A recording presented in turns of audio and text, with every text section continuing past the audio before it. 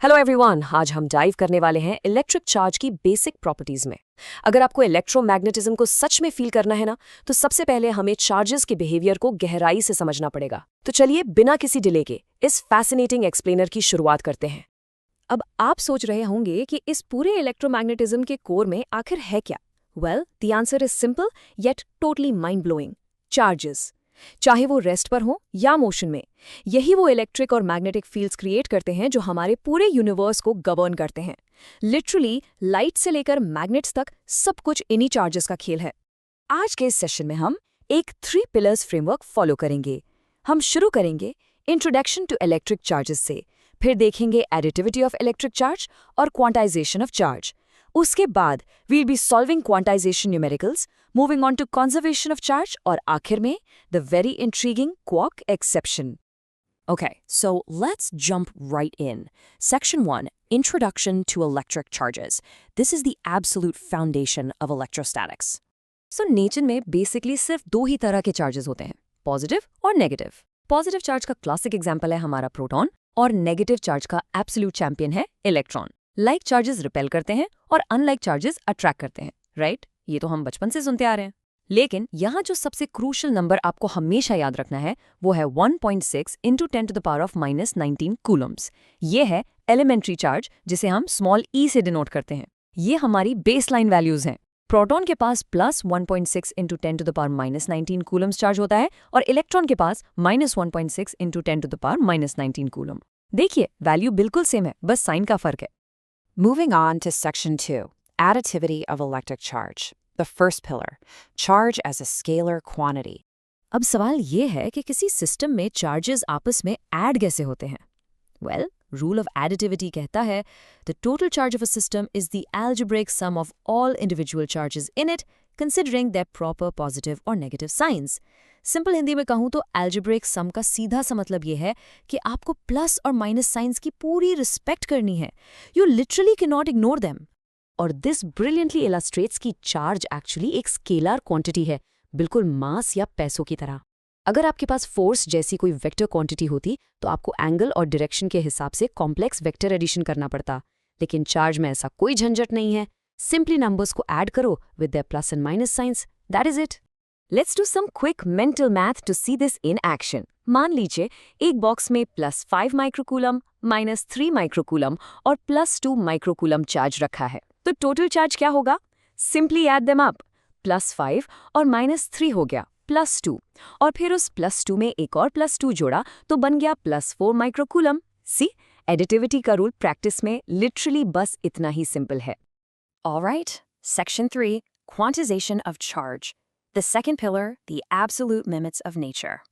Nature ने charge transfer करने के कुछ बहुत ही स्ट्रिक्ट रूल्स बनाए हुए हैं। डेफिनेशन देखिए, electric charge is always an integral multiple of the basic unit of charge small e. अब इसका क्या मतलब हुआ? एक सिंपल एनालॉजी लेते हैं।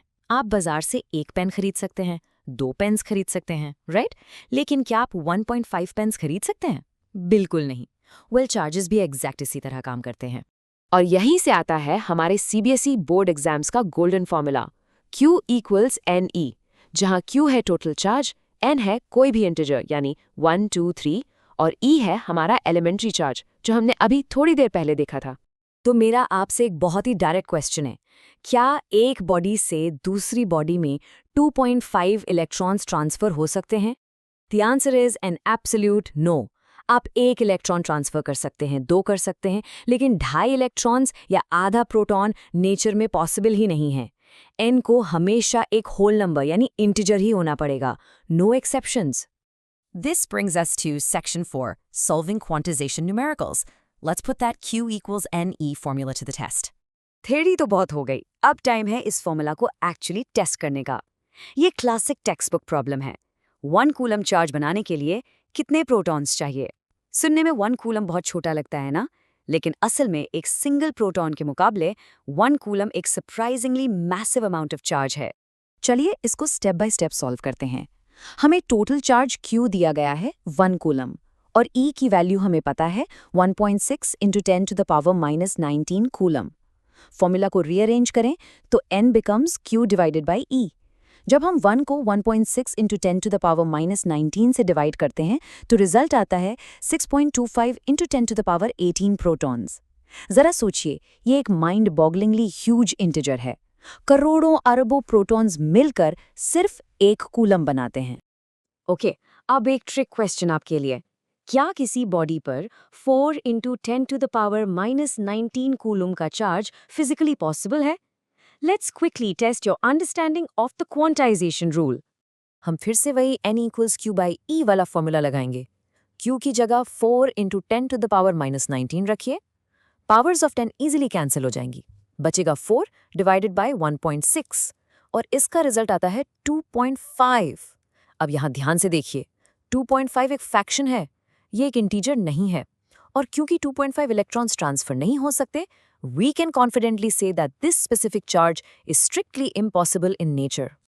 Moving to Section 5, Conservation of Charge, the third pillar, the rule of the isolated system. Now, nature अपना chequebook कैसे बैलेंस करती है, इसको समझने के लिए हमें इस आइसोलेटेड सिस्टम के कॉन्सेप्ट को समझना होगा। आइसोलेटेड सिस्टम का सिंपल सा मतलब है एक ऐसा सिस्टम जहां बाहर से ना कोई चार्ज आ सकता है और ना ही अंदर से कोई चार्ज बाहर जा सकता है। बिल्कुल एक पैंडेमिक लॉकडाउन की तरह समझ लीजिए। अगर एक फैमिली घर में लॉक्ड है, ना पैसा बाहर से आ रहा है और ना खर्च होकर बाहर जा रहा है, तो उस फैमिली का टोटल बजट कंप्लीटली अनचेंज्ड रहेगा, चाहे उस घर के अंदर पैसा किसी के भी हाथ में क्यों ना हो। तो एग्जैक्टली फंडामेंटल लॉज क्या कहते हैं? फर्स्ट, एक आइसोलेटेड सिस्टम का टोटल चार्ज हमेशा कांस्टेंट रहता है। सेकंड, इलेक्ट्रिक चार्ज को ना तो क्रिएट किया जा सकता है और ना ही डिस्ट्रॉय किया जा सकता है। और थर्ड, चार्ज सिर्फ और सिर्फ एक बॉडी से दूसरी बॉडी में ट्रांसफर हो सकता है। Basically just like energy, charge is strictly conserved in our universe. Let's look at the classic glass rod and silk cloth example. Rub करने से पहले दोनों न्यूट्रल थे, राइट? तो सिस्टम का नेट चार्ज कंप्लीटली जीरो था। अब रब करने के बाद मान लीजिए ग्लास रॉड से 2 इलेक्ट्रॉन सिल्क क्लॉथ में चले गए, तो ग्लास रॉड हो गया +2e और सिल्क क्लॉथ हो गया -2e। लेकिन सिस्टम का टोटल नेट चार्ज +2e और -2e, it is still a perfect zero. Charge सिर्फ ट्रांसफर हुआ, क्रिएट नहीं हुआ। And finally, Section 6, the Cork exception, breaking the rules of quantization. चलिए अब क्लास 12th की स्टैंडर्ड करिकुलम से थोड़ा आगे बढ़ते हैं। क्या नेचर के रूल्स सच में इतने एब्सोल्यूट होते हैं? Let me introduce you to a really fascinating advanced scientific mystery. Modern physics ने ये डिस्कवर किया है कि प्रोटॉन्स और न्यूट्रॉन्स एक्चुअली फंडामेंटल पार्टिकल्स नहीं हैं। वो उससे भी छोटे पार्टिकल से बने हैं जिन्हें क्वार्क्स कहते हैं। और सबसे मज़ेदार बात यह है कि क्वार्क्स के पास फ्रैक्शनल चार्जेस होते हैं। अप क्वार्क के पास +2/3e और डाउन क्वार्क के पास -1/3e। वेट अ मिनट, क्या इसका मतलब ये हुआ कि क्वांटाइजेशन का रूल टूट गया? So if quarks have fractional charges, is E really the smallest possible charge? तो है ना ये पूरा पैराडॉक्स का सोल्यूशन? एक्चुअली ये है कि क्वार्क्स कभी भी अकेले यानी आइसोलेशन में नहीं पाए जाते। वो हमेशा ग्रुप में मिलकर प्रोटॉन्स या न्यूट्रॉन्स बनाते हैं, जिनका टोटल चार्ज हमेशा एक इंटीजर ही निकल कर आता है। तो प्रैक्टिकली E ही नेचर का स्मॉलेस्ट ऑब्जर्वेबल फ्री चार्ज है। But I want to leave you with this thought, if protons are made of quarks, what do you think quarks are made of? क्या हमें कभी इस यूनिवर्स का true bottom मिल पाएगा? Keep questioning and definitely keep exploring.